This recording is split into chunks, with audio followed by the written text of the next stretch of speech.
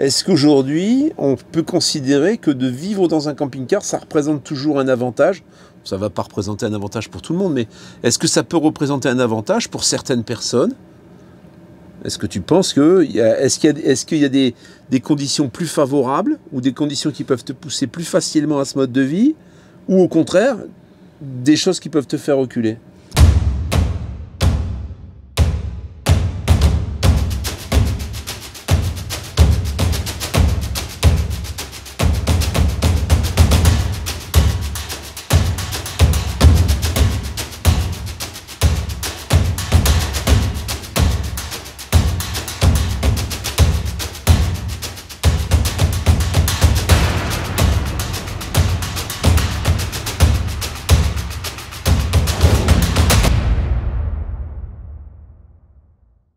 Prêt pour le road trip sud de la France. Donc on va commencer par un Toulouse où on va filmer un 3 essieux.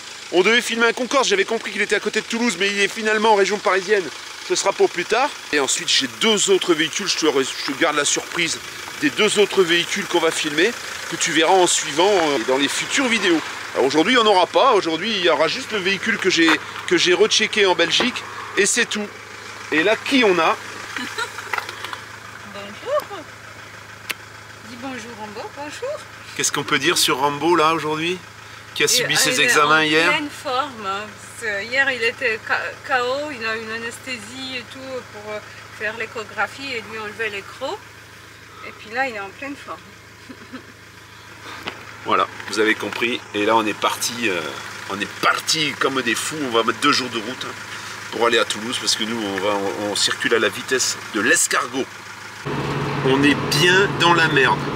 En fait, la 75 au sud de Clermont, elle est fermée par les agriculteurs. Alors, c'est dommage parce que c'est une autoroute gratuite. C'est la seule autoroute qu'on aurait pu prendre. Je pense quand même, je suis pour le mouvement des agriculteurs, mais sur des autoroutes payantes, s'il vous plaît. Parce que là, en fait, ils ont fermé l'entrée d'autoroute et il n'y a plus personne qui rentre. Donc, en fait, ils doivent faire un campement au milieu de l'autoroute et c'est tout ce qu'ils font, quoi. Ils font la van là, ils font tracteur. C'est dommage. Hein, mais je soutiens. On n'a pas tout compris. C'est quoi?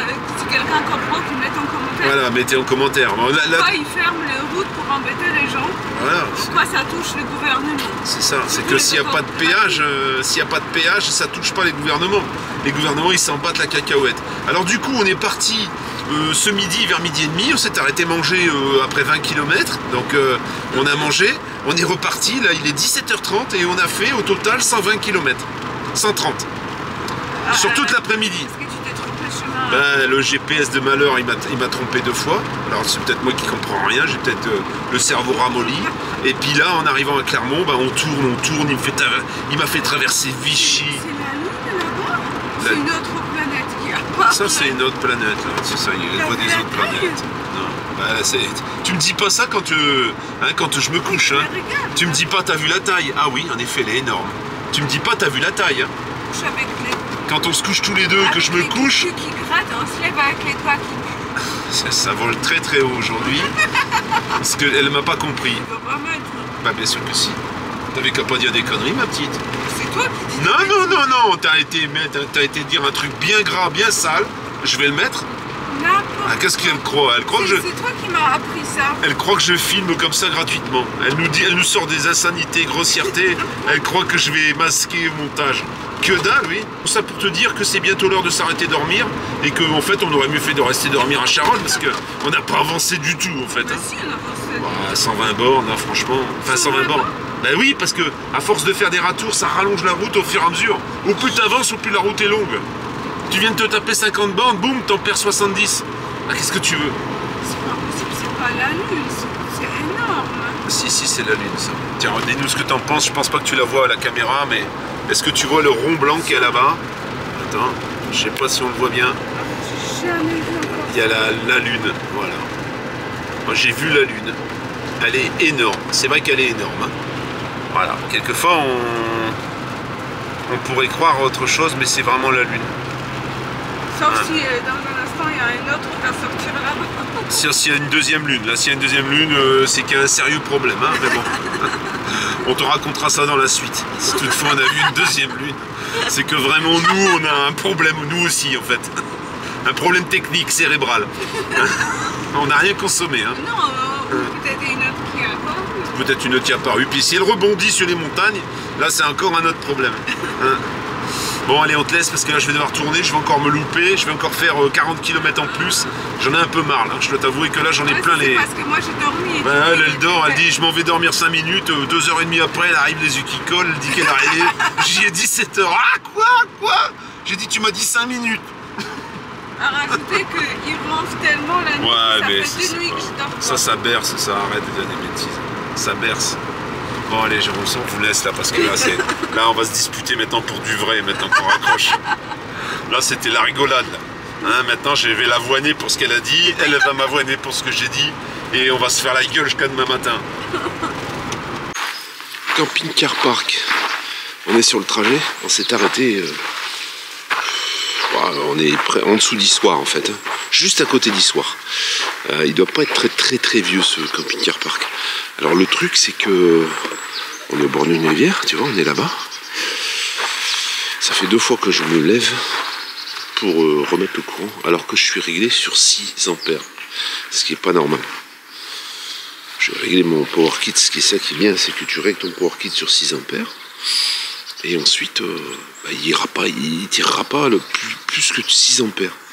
Et là, ça fait 2 fois qu'il pète ce matin. Hein. Toute la nuit, il n'a pas pété, mais ce matin, il a pété. Il y a un truc aussi assez déroutant, c'est que tu es obligé de mettre ta carte pour avoir du courant. Là. Je comprends pas. Tu es obligé de mettre ta carte et ça évite de... Je pense que ça leur évite d'avoir des gens qui branchent plusieurs sources de courant en fait.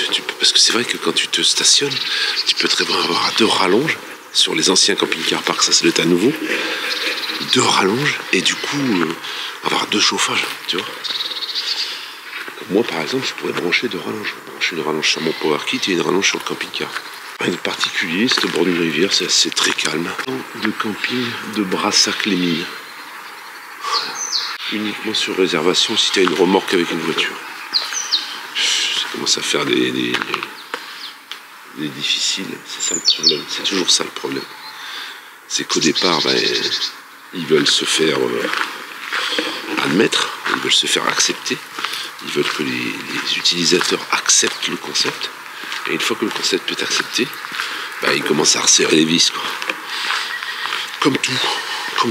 Il y a des choses qui sont gratuites et puis qui deviennent payantes, il y a des choses qui... Là j'ai cru voir que l'application, il y avait un abonnement, que tu pouvais souscrire un abonnement pour l'application. 4 € des bananes par an, je suppose. Ça, je comprends pas bien non plus. 200 km seulement, hier on a fait. Sur les 600 qu'on a à faire, ça veut dire qu'aujourd'hui il nous reste 400 bornes. On a réussi à rechoper la 75 en dessous de Clermont, un peu plus bas, grâce à un abonné qui s'est arrêté avec un camion qui était en train de convoyer. D'ailleurs, si tu me regardes, mets-moi un petit message que j'arrive à savoir qui tu étais, parce qu'on était un peu dans l'affolement, et alors il a été sympa, et il fait du convoyage de camion. Il m'a dit, écoute, passe par là.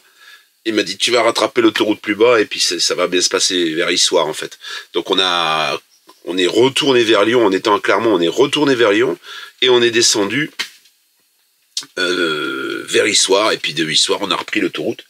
Puis là, on est sorti juste en dessous d'Issoire, parce qu'on en avait plein les bottes, dans ce petit camping-car park des familles, qui commence à nous l'introduire sévère, en fait. Hein. Le prix n'a pas augmenté, mais ils commencent à nous mettre des restrictions, parce qu'ils se sont rendus compte qu'il y avait des petites magouilles au niveau du courant, et comme le courant a encore pris 10%, là, on prend 10% au 1er février, encore une fois, on est encore en train de se faire assaisonner, hein.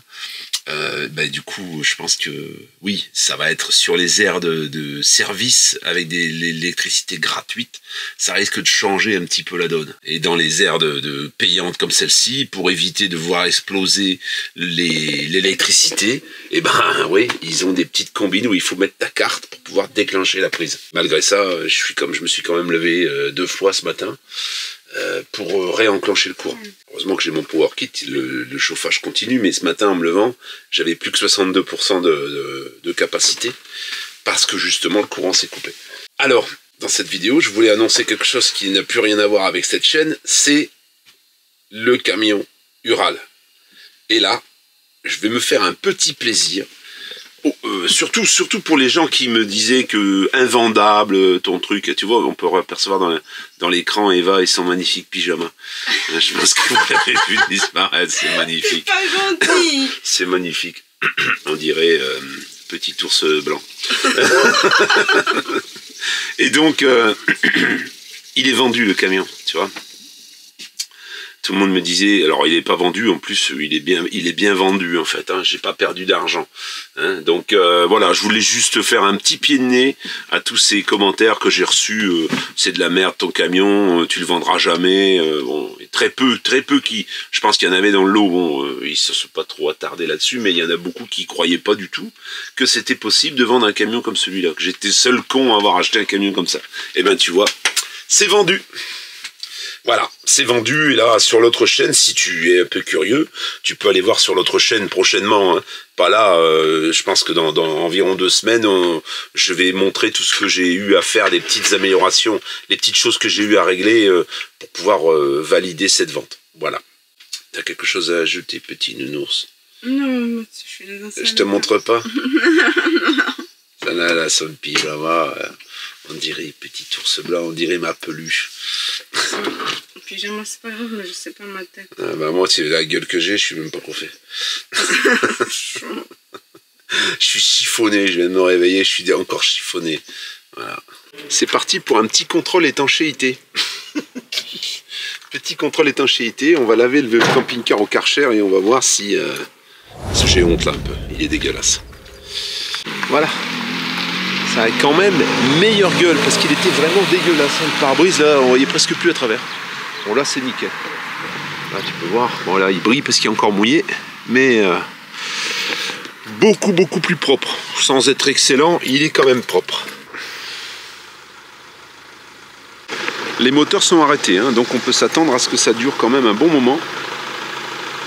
Quelques camions qui montent, mais apparemment ça circule pas. Donc ça fait chier quoi. Depuis hier c'est la galère pour avancer et là ça continue. Puis première halte, aire de la Lozère. Les vêtements à Rambolec, s'il te plaît. Je donne les vêtements à Rambolec. Rambolec, voilà. Attention. Les petits vêtements de Rambo qui va venir manger avec nous. Je pense qu'on n'est pas encore rendu, hein. La route elle est assez compliquée parce qu'à chaque fois il y a des coupures sur la 75, on nous fait sortir et ensuite bah oui c'est de la petite route quoi, c'est la route de merde. Hein. Petite aire d'autoroute et là c'est là où vraiment tu vois, aligot là, tu vois, aligot, saucisson de montagne. Regarde, poisson mais elle a pris aligot quand même, super bien servi, franchement sur une aire d'autoroute c'est assez rare et à deux on n'a pas payé 50 balles. On n'a pas pour 50 euros. Avec la boisson tout compris, donc je veux dire, le dessert et tout. Hein. Encore la route coupée. Dans 4 km, 3 km 3, on va devoir sortir. J'étais content là, 181 km. Heureusement que j'ai mon deuxième GPS Oise avec 221 km. Ça veut dire qu'il va nous faire un bon détour en fait, de 40 km. Alors on va pas finir ce soir de toute façon, mais c'est quand même un peu abusé quoi. Hein. Elle est coupée au moins 4 fois là l'autoroute, hein, depuis qu'on est parti. Chaud hein. Alors oui, ils ont raison de faire des manifestations. Alors, qu'est-ce qu'on va voir? C'est là que ça va sortir. Regardez le feu qu'ils font là-bas au milieu, je pense qu'ils brûlent des pneus. Ça c'est pour l'écologie. Et voilà, encore des tracteurs, toujours des tracteurs. Et nous, pendant ce temps-là, on fait 260 bornes sur une journée complète. Regarde ça, le bordel, c'est un garage à tracteurs ici, voilà. Ils ont tous fait... Ils venaient se poser les tracteurs. C'est une concentre. Là, il y en a. Hein. Voilà. Tout est bloqué. Tout est bloqué. Je trouve qu'à Albi, ils ont répondu beaucoup plus présents, les tracteurs. Hein. Regarde ça. Il y a une quantité de tracteurs incroyable. des tracteurs, des semis, il y a des camions aussi. On vient d'arriver à Gaillac. C'est le deuxième jour de route où on s'est encore fait 200... Là, il nous reste, en fait, au départ, on avait 600 km, 605 ou 610 km. Et là, il nous reste 120 km pour demain. On s'est arrêté à l'aire de camping-car park Gaillac. Alors, c'est un ancien camping. Il y a des super emplacements avec des tonnelles. Franchement, il y a de la place à gogo. C'est vraiment très grand. On est deux. Ça a l'air très calme, mais c'est juste à côté. On est en dessous d'une zone commerciale. On a l'impression qu'on est au milieu de nulle part. Donc c'est vraiment chouette. Bon, je t'en parlerai un peu plus demain quand il fera jour. En attendant, ce que je vais faire, je vais mettre mon sopplaire, je vais brancher le courant. Nous voilà le petit matin. Tu vas mieux te rendre compte que hier soir. Tu vois, on est garé là derrière. Et alors les emplacements, là, c'est des emplacements de camping, quoi. Voilà. Bon, je te rappelle, on est à Gaillac. Là, il y a une petite tonnelle quand même ici. Et petit Rambo qui promène, on est obligé de surveiller tout ce qu'il fait parce qu'il mange n'importe quoi et après il vomit, il sera malade. Voilà. Alors en suivant tout de suite, là, je voulais te montrer un camping-car que je suis retourné voir qui avait été conservé par son propriétaire parce que sa fille voulait l'utiliser et puis finalement ça l'a pas fait. Donc je te remets la vidéo ici et en suivant ce que j'ai pu voir là en fait très récemment au moment où j'étais en Belgique. Il faut faire une demande de COC pour ce véhicule, on a une attestation de conformité française, donc ça ce sera fait, je pense même que je te donnerai peut-être un tuyau pour ça. C'est un véhicule qui a déjà été vendu en France. Donc il n'y a aucune raison pour qu'on n'ait pas le COC puisque c'était un véhicule qui était vendu régulièrement en France. Hein, ce modèle 695 VB de mémoire, tu le verras en suivant. Aujourd'hui, je suis en Belgique. Regarde un peu le bordel. Alors, les voitures, ça dégèle pas en plus, hein, ça reste sur la route. Donc c'est compliqué. Bon, je suis venu en Belgique, pas pour celui-ci, hein, tu as vu le dernier véhicule que j'ai filmé. J'avais présenté ça il y a quelques temps, tu retrouveras la vidéo ici. Et finalement, chipotage, etc. Et la personne a décidé de le garder parce que sa fille elle lui a dit « Ouais, pourquoi tu le vends? Je veux partir avec les enfants. » Tout. Donc, il l'a gardé et finalement, ils ne sont jamais partis. Donc, je vais t'en reparler brièvement. Parce qu'il y a la vidéo qui avait déjà été faite, on a même fait un essai routier et tout. Donc ça, c'est un 695, donc Euramobile Sport 695 VB. C'est un poids lourd, il fait 4,5 tonnes. Comme tu peux le voir, d'ailleurs, il est en 3 essieux. Donc il est en poids lourd. Hein. On a une charge utile qui est conséquente sur ce véhicule. Tu retrouveras toutes les caractéristiques dedans. Il était vraiment super propre. Je pense que tu peux voir que c'est vraiment... Le véhicule a vraiment été entretenu, hein. Il est super propre, hein. Franchement, et alors en kilométrage, on est à 131 240. Alors il y a bien sûr le Carpass et on a toute la traçabilité au niveau du kilométrage. Il est bien chaussé, il a des soutes qui sont gigantesques. C'est vraiment un véhicule, bon là c'est la réserve d'eau, on a donc des jantes avec des pneus. Alors, je te laisse voir, mais c'est déjà dans la vidéo, tu vois, regarde ça, c'est tout neuf. Sur le toit, on a 2 panneaux de 400 watts. 2 panneaux de 400 watts. Donc, en recharge solaire, c'est excellent. On a un SOG. Là, tu vois, c'est le premier accès avec une douchette extérieure. Donc, hein, l'accès soute. Je ne sais pas si tu vois. Alors, on a tous les conduits de chauffage. On est sur un Truma, bien sûr. Là, c'est la petite entrée. Alors, le petit défaut, tu vois, c'est qu'il y avait le vernis qui saute. Hein. Le vernis sur les parties plastiques, là, ça, c'est un problème. Un défaut d'Euramobile. Ça saute. Hein. Alors on est un tout petit peu au-dessus de 3 mètres en hauteur pour ce véhicule. Je ne vais pas te faire une visite détaillée parce que déjà les conditions sont un peu merdiques. Hein. Je dois t'avouer que c'est un peu, c'est pas terrible. Donc, tu vois, on a un store, on a là c'est donc la capucine, on a les 2 petites fenêtres, c'est l'hélice superposée, on va y rentrer. Hein. On est autonome avec ce véhicule. Hein. Il y a des verrous sur toutes les ouvertures, même sur les ouvertures de la porte d'entrée. Regarde ça. Regarde cette soute gigantesque, moi j'y étais même rentré dedans. Alors il y a un réseau bien sûr électrique hein, qui est sur le 220 avec un convertisseur hein, bien sûr. La place que tu as là-dedans, c'est affolant la place. Alors celui-là, Ça, c'est le deuxième lit superposé. Logiquement, bon, ils ont mis un isolant parce que ils voulaient que les enfants aient chaud. Une fois à l'intérieur, donc comme tu peux le voir, cette partie-là, literie, se redresse. Et tout ça, ça vient se fermer pour faire une soute fermée. Donc on a 2 couchages ici. On a 2 couchages ici parce que ça se transforme en lit. Et on a 2 couchages en capucine. Dans l'état actuel des choses, c'est un véhicule qui serait en 6 places carte grise en Belgique en poids lourd.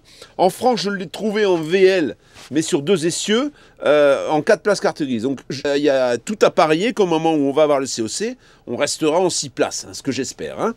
La hauteur de capucine, ça c'était un point qui m'avait vachement plu parce que, en fait, je peux m'asseoir, moi. Je peux me tenir assis, là, tu vois. Il y a vraiment, la capucine est très très spacieuse. Hein. Ensuite, on a ce salon en U. Alors le salon en U, l'avantage, c'est que cette partie, la partie qui vient vers le poste de conduite, eh bien se bouche avec les plaques qui sont là, et les coussins, hein, et ça te fait du coup un magnifique salon en U. Hein. Très astucieux, tu vois, tu as les bouteilles, tu peux y mettre les bouteilles. Alors ce qui est intéressant en plus, c'est que ce véhicule, il est autonome. Ça veut dire qu'on a 2 fois 400 watts de panneaux solaires. Il y a peut-être, on avait évoqué lors du film de ce véhicule, le film qu'on avait fait pour le vendre, on avait évoqué les batteries. En fait, les batteries, on est sur des batteries plomb avec des bouchons. Et logiquement, on devrait être sur des batteries plutôt sans entretien. Normalement, on n'a pas le droit d'avoir les bouchons à l'intérieur. Alors, les batteries ne sont pas à l'intérieur. Elles sont sous une soute. Donc ça, ce sera à toi de voir ce que tu souhaites faire. Hein, donc là, on a le panneau de contrôle avec la commande du Truma. Ici, donc... Tout de suite derrière, on a une petite cuisine avec les plaques chauffantes. Alors là, les plaques chauffantes, la plaque en verre qui vient dessus, elle a été cassée. Hein. Ça doit se retrouver, hein. C'est SMEF, donc je pense que ça se retrouve. Hein. Évier inox, tu vois, petite tablette. Enfin voilà, tout est costaud. Hein. Tout est très solide. Hein. Là, c'est tout du... C'est Euramobile, quoi. C'est l'Euramobile de l'époque. C'était vraiment très costaud. Hein. Et ici, donc, on a un frigo Trimix. Donc frigo Trimix, hein, qui est super propre. Hein. Alors là, on est sur le Trimix automatique. Hein. Y a des véhicules sur lesquels on a un Trimix où il faut soi-même changer gaz, 12 volts, 220. Là, ça se fait automatiquement. Alors il y a un petit point aussi qui était sympa, c'est que chaque enfant ici, tu vois, a son petit téléviseur. Hein. Ici en bas, c'est pareil, tu vois. Il y a eu des petites prises allume-cigare qui ont été rajoutées, prises USB, pour qu'ils puissent charger ses portables et tout. Chacun sa petite fenêtre. Hein. Donc franchement, et alors le gros avantage, le gros intérêt de ce véhicule, c'est que c'est très isolé. Ça veut dire qu'on a un double plancher, tu l'as vu, qui est gigantesque, qui fait tout le véhicule. Il est super isolé. Là, par exemple, alors bon, j'ai encore le blouson parce qu'il fait pas 20 degrés non plus, mais j'ai démarré le véhicule. C'est le chauffage du véhicule qui chauffe l'habitacle. On n'a pas eu besoin d'allumer le Truma et tout de suite ça se réchauffe et ça tient la chaleur assez longtemps. C'est plus isolé. En isolation, c'est meilleur que mon Frankia. Hein. C'est au-dessus. Hein. Là, ici, on a une salle d'eau. Alors, je te la représente rapidement. Mais tu vois, il y avait un système astucieux ici qui vient se fixer, qui permet d'agrandir, ça vient se fermer comme ça, voilà, qui permet d'agrandir l'espace à l'intérieur de la salle de bain, parce que quand tu as fermé la porte, bah, tu te retrouves contre le lavabo, hein, donc ça c'était astucieux. On a les toilettes qui sont ici, hein, ça c'est les configs un petit peu qu'on retrouve chez Laika, hein, et là donc on a la paroi avec la douche qui est super propre, hein, voilà, qui est super propre, tu vois. Donc c'est vraiment... Pour voyager, hein, et pour voyager avec des enfants, c'est vraiment exceptionnel. C'est vraiment un super véhicule. Après, même au niveau de la cuisine, tu vois, on a déjà les rangements. Hein, c'était sympa. Alors, si tu es intéressé, je ne vais pas te refaire une présentation complète. Je te conseille de retourner voir la vidéo qui est là. Et comme ça, tu le découvriras plus en profondeur. Je l'ai essayé, j'ai roulé avec. On est sur un moteur 2,8 litres, 140 chevaux, boîte mécanique. Voilà quoi, c'est une valeur sûre. C'est des véhicules robustes. Et c'est un véhicule qui va te permettre de faire, oui, de voyager avec tes enfants, en famille, avec de l'espace. Tout ça pour un véhicule qui va mesurer à peine plus de 7 mètres de mémoire. Hein, c'était pareil, c'est dans les caractéristiques dans la première vidéo. Voilà, tu vois, ça vient se relever éventuellement, hein, si tu veux avoir plus de passages pour passer au poste de conduite. Là, on a la vitre coulissante, sur les autres, c'est des ouvrants à projection. Hein, c'était à l'époque, on réfléchissait un peu, c'est pour éviter que la porte vienne casser la vitre, tout simplement. Voilà, hein, au niveau du plafond, bah, c'est du plafond, tu vois. On n'est pas sur de la moquette, là. On est encore sur les plafonds avec un papier décor, hein. Là, ici, la séparation, c'est une séparation en tissu, hein, c'est un rideau. Tu pourrais tout aussi bien fermer ici, hein, comme c'est le cas, par exemple, sur certains Laika, pour avoir un petit peu plus d'intimité. Plutôt que d'avoir un rideau, je pense que c'est peut-être un peu mieux de changer cette plaque ou d'en rajouter une, justement, et de la faire monter jusqu'au plafond. Je pense que ce serait un petit peu mieux, hein. Et après, bah, y a des placards, il y a des rangements. Les rangements, c'est énorme, hein. Les rangements, c'est énorme. Alors, au niveau de la charge utile, parce qu'en Belgique, on fait les choses dans le bon sens, ce véhicule, il lui reste 650 kg de charge utile. La charge utile constructeur est beaucoup plus importante. Le truc, c'est qu'en Belgique, on pèse le véhicule avec 90% minimum de tous ses pleins.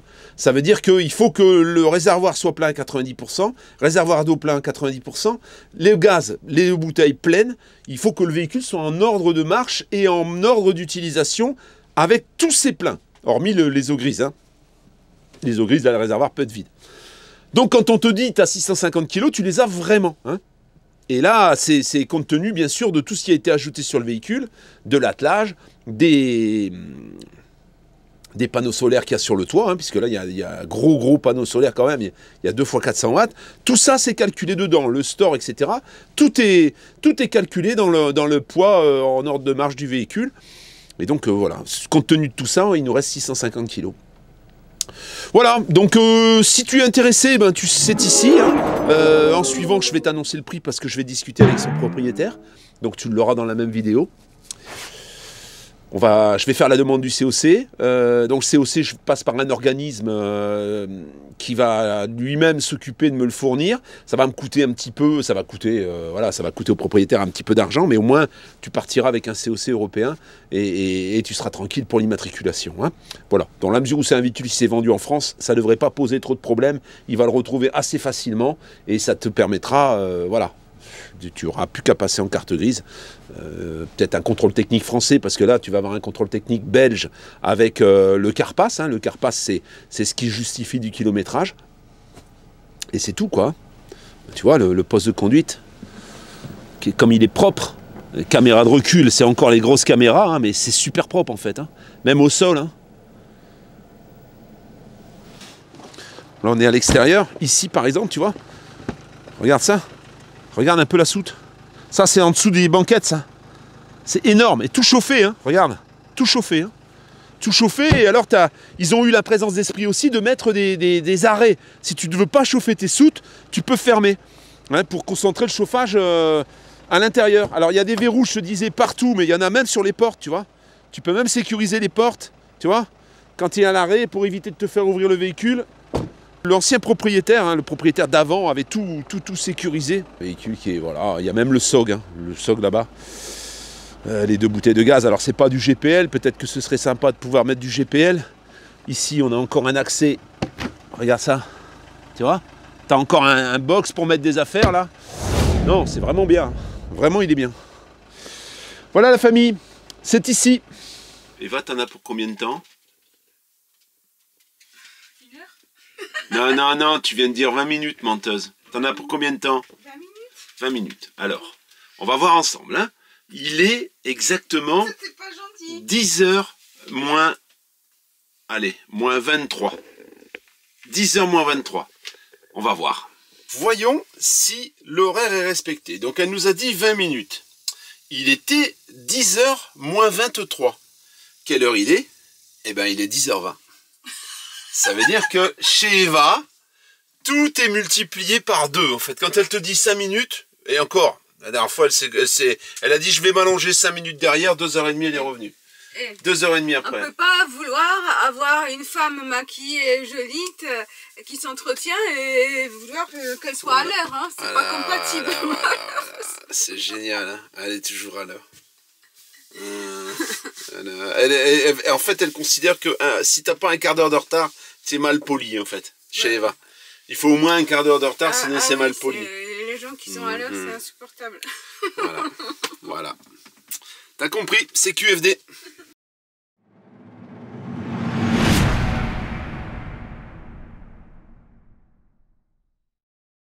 Aujourd'hui, c'est pas un Eva Style. Aujourd'hui, c'est une discussion. Tu peux prendre ton micro, s'il te plaît?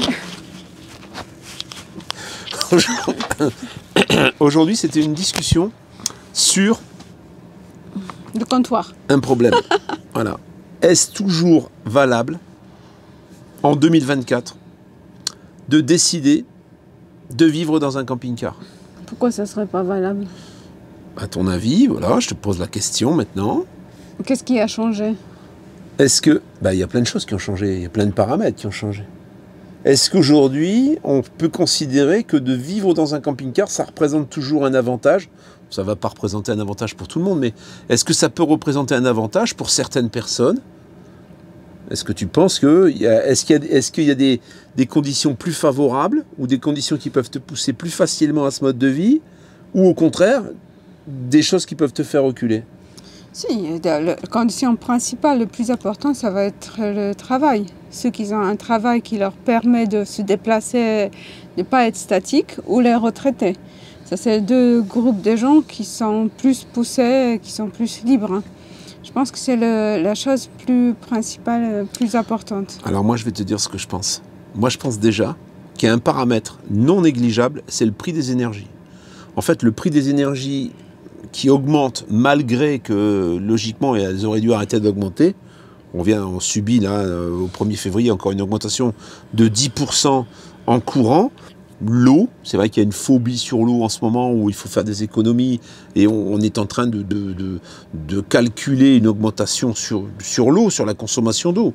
Ça, c'est sûr et certain, hein, c'est ce qui est en train de se préparer. Ça, c'est déjà, pour moi, deux paramètres qui peuvent t'inciter à passer à un mode de vie plus efficient. Et c'est vrai que dans un camping-car, tu consommes beaucoup moins de courant et tu consommes beaucoup moins d'eau. Bah oui, mais si tu n'as pas de sous pour te payer camping-car... Non, d'accord.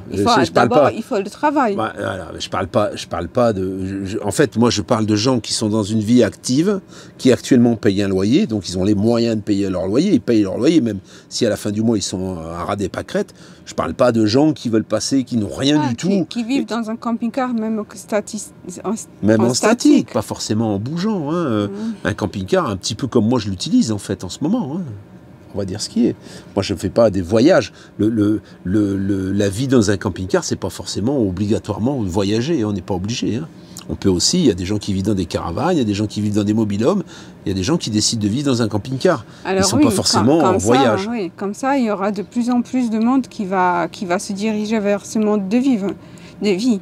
Pas toujours par le choix, quelquefois par nécessité aussi. Parce que là, ce que nos élites font, effectivement, ils nous poussent de plus en plus vers ça. Mais je pense qu'avec le temps, quand on sera très très nombreux à vivre comme ça, ils vont serrer la vis pareil. C'est déjà le cas. On peut déjà dire qu'au niveau des stationnements, ça se resserre quand même. Ça devient un peu plus compliqué. C'est vrai que si on étudie tous les paramètres, avant tu pouvais stationner plutôt facilement un peu partout.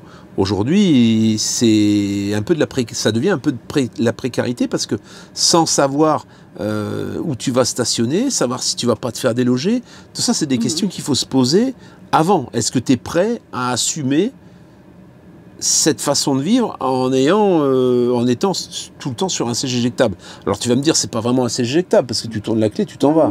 Hein, mais c'est quand même une petite angoisse de se dire, est-ce que je vais pouvoir continuer à vivre, ou si je commence à le faire, est-ce que je vais pouvoir continuer à vivre sans qu'on me dise, non, maintenant tu dégages, tu vas ailleurs, ou alors tu es obligé d'aller payer ton stationnement. Parce qu'il est clair que si tu payes un camping-car park aujourd'hui, c'est entre 11 € et 14 €, 15 €. Donc c'est vrai que de payer ça tous les jours de l'année, est-ce que c'est vraiment intéressant d'opter pour ce mode de vie?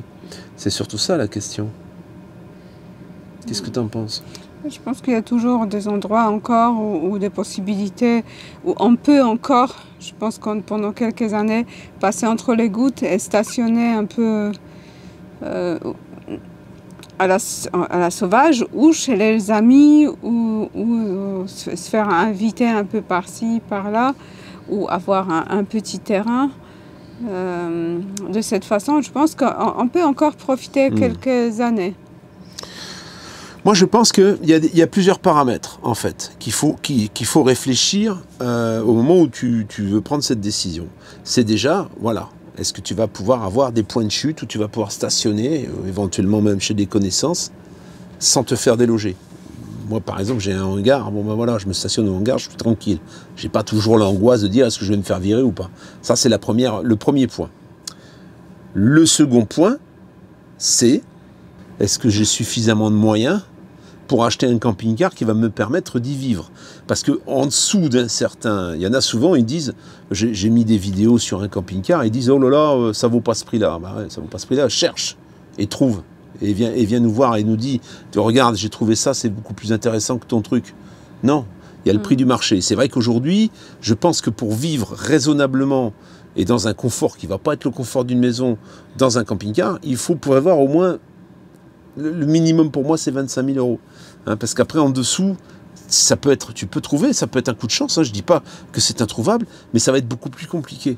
Il y a un minimum de choses à prévoir dans un camping-car pour être un minimum confortable et pour pouvoir voir venir les années. Parce que d'acheter n'importe quoi, ça, tu vas pas bien loin et puis tu as acheté ton argent par les fenêtres. Donc ça, c'est le deuxième point. Savoir si tu as les moyens. Déjà. Savoir si tu peux stationner, savoir si tu as les moyens. Ouais, c'est ce que je disais, le travail. Et savoir si ton travail, tu vas pouvoir adapter ton activité professionnelle à ce mode de vie. Alors j'entends aujourd'hui, qui m'a dit là, quelqu'un qu'on a vu, on a vu un convoyeur, on a croisé un convoyeur sur la route qui conduit les camions et qui les amène d'un point A à un point B pour des sociétés, hein, des camions qui sont souvent vendus, qui sortent des domaines, etc. Bon. Et lui, c'est son travail, il conduit. Bah, il dit, ce week-end, je rentre dans mon Hummer, en fait. Parce que moi, je vis dans un Hummer, je vis dans un camping-car, tu vois. Par exemple, lui, voilà, son camping-car ne bouge certainement pas énormément, un peu comme moi. Là, on est en train de bouger, mais je peux rester 3-4 mois au même endroit. Mais malgré tout, il vit dans son camping-car. Donc, il arrive à concilier son travail avec ce mode de vie. Il n'a pas forcément véhiculé. On a appris, là, j'écoute un peu Hanouna, qui a dit qu'il vivait dans un camping-car au moment où il était, que personne ne le savait. Le jeune avec des lunettes. Le jeune avec des lunettes, le blond, il a vécu dans un camping-car, tu vois. Il a dit à personne. Il vivait dans un camping-car, il faisait de la télé, tu vois, par exemple. Donc c'est pas incompatible. Je dirais que la différence avec une maison, c'est que ça roule. Voilà. Alors il y a moins d'espace, c'est sûr. C'est plus fragile. Il y a beaucoup plus de choses à prévoir et de travaux à effectuer sur un camping-car. Enfin, et encore que, une maison, tu as toujours du travail aussi. Mais voilà, la différence avec une maison, c'est que c'est pas fixe. Après, encore une fois, on revient au premier point, il faut pouvoir avoir du stationnement, quoi. Ça, c'est le plus gros point noir. Ensuite, qu'est-ce qui pourrait favoriser économiquement, ou même d'un point de vue de l'actualité, hein, si on voit l'actualité aujourd'hui, qu'est-ce qui pourrait te faire pencher et basculer vers ce mode de vie? C'est les coûts qui explosent, hein, à tous les niveaux, en fait. Hein. C'est vrai qu'un camping-car, tu arrives quand même encore aujourd'hui, même avec l'augmentation du carburant et l'augmentation des énergies, tu arrives encore à faire des économies. Si on ne bouge pas trop. Si tu ne bouges pas trop, c'est sûr que si tu commences à vouloir voyager, parce qu'en fait, il y a des gens, ils voient systématiquement, d'ailleurs, moi j'ai été très critiqué pour ça, tu as un camping-car, tu es obligé de voyager, en fait. Où tu peux voyager, mais aller dans les pays où la vie coûte beaucoup moins cher. Encore une fois, il faut que ce soit conciliable avec ton travail. Hein. Si tu ne travailles pas en freelance, c'est compliqué. Donc, il y a tout ça à envisager d'abord. Maintenant, il est clair qu'aujourd'hui, pour moi, le camping-car, même si on peut penser que oui, les stationnements sont difficiles, il y a beaucoup de choses qui ont changé, ça reste encore une alternative de choix pour les gens qui ne veulent pas avoir un point fixe et ne pas subir en fait tous les problèmes, qui arrivent hein, avec les décisions qui sont prises au niveau européen. Hein. C'est oui, le niveau matériel. Et puis, je ne sais pas si vous avez remarqué, mais c'est vrai que les gens se supportent de moins en moins. Ouais. Il y a un changement depuis Covid, depuis confinement, depuis tout ce qui se passait, que les gens, ils deviennent allergiques les uns aux autres. C'est ça. Et ils ont envie de plus en plus de s'isoler, de s'éloigner. C'est vrai. C'est vrai que le camping-car, à ce niveau-là, c'est un bon moyen de dire, ben voilà, alors c'est vrai que quelquefois on critique des gens qui ferment leur volet et qui communiquent pas, peut-être qu'ils sont tout simplement saturés de la communication désastreuse qu'on peut avoir avec les voisins. Camping-car, van, mais tout ça, voilà, il faut en profiter pour ceux qui veulent en profiter de ce mode de vie, parce que c'est... Déjà là, ils commencent à... Parce que l'État, les États, ceux qui gouvernent, l'État profond, ceux qui gouvernent ce monde, le but, c'est de réduire tout pour pouvoir nous contrôler un maximum à tous les niveaux. Et tous ceux qui vivent dans un camping-car, on sort du contrôle. Et ça va pas, ça peut pas durer. C'est pas possible, ça peut durer. Là, ils sont en train de s'attaquer à ceux qui vivent, qui ont des maisons, qui sont indépendants parce qu'ils cultivent la terre, ils ont leurs animaux. Ils les appellent séparatistes, je crois. C'est ça. Ils sont accusés d'être séparatistes et ça commence à être, il y a des lois qui sortent que c'est puni par la loi, qu'on n'a pas le droit de faire ça. Disons que le camping-car, comme le camion ménager, le van et tout ce que tu veux, tout ce qui est déplaçable, au moment où les conditions du pays dans lequel tu vis ne te conviennent plus, tu peux partir en fait. Tu peux tourner la clé et t'en aller. Aujourd'hui, même au sein de l'Europe, il y a des pays qui sont beaucoup plus ouverts, je pense, et dans lesquels tu peux vivre beaucoup plus facilement qu'en France, par exemple. Hein. Et c'est vrai qu'au moment où vraiment ça va devenir insupportable, nous on réfléchit tous les jours, on réfléchit tout le temps et on en discute régulièrement, où on pourrait bien aller pour être tranquille. Et souvent, on en parle et on envisage des destinations qui sont quelquefois très très loin, tu vois. Nous, ce qui nous retient, c'est mes enfants, hein, c'est mes enfants, Eva, c'est son fils, et mes parents, hein, qui sont toujours là. Mais s'il n'y avait pas ça, franchement, on serait déjà plus là. Hein. Et c'est vrai que si tu as un véhicule, partout où tu vas aller, tu seras chez toi. Alors, et c'est même... Pour moi, la situation parfaite, c'est pour pouvoir avoir les moyens d'avoir une maison et un véhicule. Mais c'est vrai que là, quand je pense avoir juste une maison et ne pas avoir un véhicule comme camion ou van ou camping-car, ça me remplit d'angoisse. Parce que je me dis, ouais, ça va sûrement, c'est arrivé une fois, la situation comme confinement ou pire, et de pouvoir se sauver... Pour moi, ça fait partie d'obligation presque que d'avoir ce genre de véhicule. Hein. Même si c'est qu'une illusion, hein, même si c'est quelquefois qu'une illusion et que ça ne se fera jamais peut-être tu te sauveras, tu as toujours cette possibilité de dire je largue les amarres et je m'en vais. Oui, c'est comme un échappatoire dans notre esprit, dans nos têtes. Et en fin de compte, si c'est ton mode de vie, toute ta maison est là-dedans. Donc toutes tes affaires sont dedans, tu tournes la clé, tu t'en vas. Et c'est terminé. Tu vas peut-être certainement laisser des choses derrière, mais tu vas pouvoir partir comme ça. Ça, c'est un gros avantage en dehors de tout le reste du côté économique et qui est indéniable. Hein. Les consommations, la surconsommation en camping-car, elle est très difficile parce que tu n'as pas de place. Tu ne peux pas ranger ce que tu achètes, tu vois. Donc, tu ne peux pas consommer. Il y a des choses, tu es obligé de tout réfléchir ce que tu vas acheter. Ensuite, ta consommation d'eau, tu as déjà beaucoup moins de débit d'eau, tu as à gérer le remplissage et c'est chiant, donc tu économises. Et tout ça, ça fait que, bah oui, au bout du compte, même le courant t'en produit beaucoup. Tu roules, tu produis du courant, tu as du soleil, tu produis du courant, et tu n'as pas de gros besoins comme dans une maison. Hein. Alors, Rambo, qu'est-ce que tu en penses? Rambo, lui, il s'en fout. Hein. Donc voilà, hein, c'est pas une recette, hein, un miracle, et on n'est pas en train de te donner des solutions, machin. On se pose juste la question aujourd'hui, si tu es dans cet esprit de te dire, est-ce que je saute le pas ou pas? Est-ce que ça vaut toujours le coup? Est-ce que ça vaut toujours la peine de le faire? Celui qui n'a rien, si c'est ta maison, que tu n'as rien d'autre, même si on te déloge, hein. Tu t'en fous, hein, tu tournes la clé, tu vas te garer ailleurs. Il y a une petite angoisse à gérer au départ, mais bon, je pense que ça vaut la peine de gérer cette faible angoisse par rapport à l'énorme angoisse que tu as lorsque tu es propriétaire, sédentaire à un endroit bien précis. C'est beaucoup plus angoissant selon moi. Je ne sais pas ce que tu en penses. Bah, tout dépend selon les moyens, selon ce que tu as en compte en banque. Sur les moyens, voilà. Là, on parle de la classe, la classe moyenne, la classe, les ouvriers, les gens qui travaillent et puis qui n'ont pas des salaires à rallonge, tu vois. C'est ça. Parce que là, si j'avais un million, même pas un milliard, je voulais dire, mais même 1 million sur mon compte et une petite maison comme j'ai, j'aurais pas d'angoisse. Même s'il augmente l'eau, tout, j'aurais pas d'angoisse que pour les 20 ans maximum de vie qui me reste, ou 30 ans, que je n'aurais pas d'angoisse. Mais voilà, c'est toute une histoire d'argent, hein, ça c'est sûr. Non, voilà. On parle pas de bonheur, hein. On parle de moyens. De moyens de survie. Voilà la famille. Dis-nous ce que tu en penses en commentaire, ça m'intéresse. Dis-nous comment tu vois la vie, comment bon, peut-être que toi tu vis déjà comme ça et tu peux nous témoigner ton expérience. Mais si toi t'as pas cette expérience-là, dis-moi comment tu vois la chose de l'extérieur. Comment tu imagines que ça peut se passer, en fait. Ce serait intéressant. Voilà. Eh bien, on te dit à tout bientôt. Peut-être tu resteras un peu derrière la vidéo. Elle n'est peut-être pas finie. Il y aura peut-être d'autres trucs. Mais bon, pour ce qu'on avait à dire, c'est fini. Ciao, ciao. Chatounette, tu fais quoi? T'es habillé comme un petit ours brun? Un petit ours blanc? Montre-moi. Comme t'es jolie. Ouh, dis donc, t'es où? T'es au pôle Nord? Non, dans le sud de la France.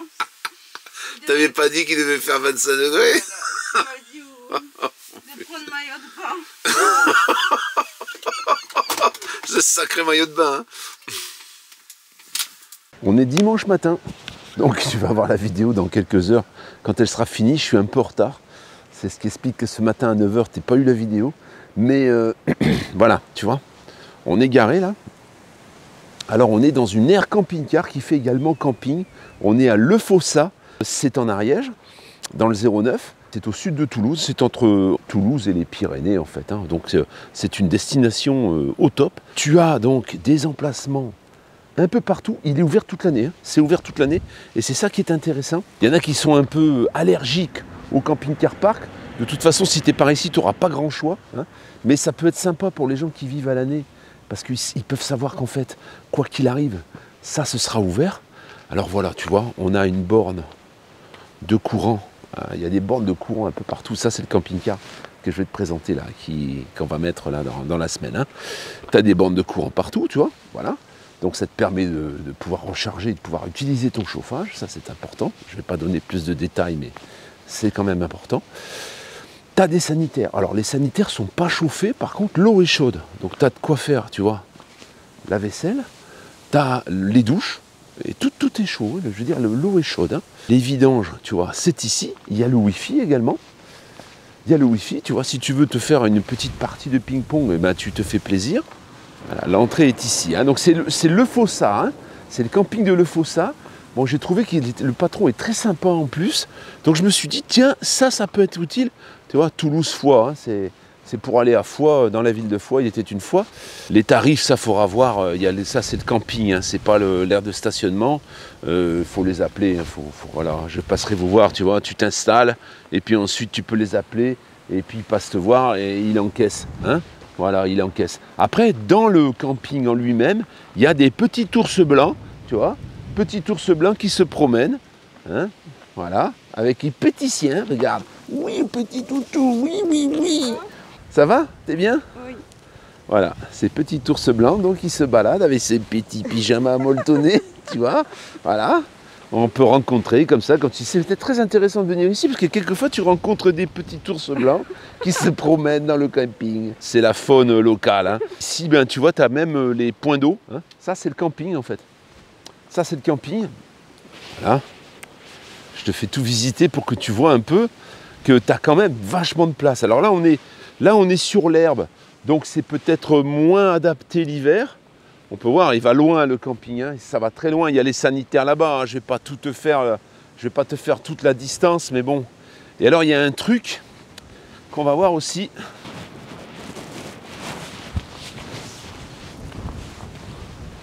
Regarde, là, je vois marqué plage. Il y a de l'eau. Voilà, il y a une plage, là, tu vois. Bon, ça, c'est un sens interdit, là, c'est pour l'entretien.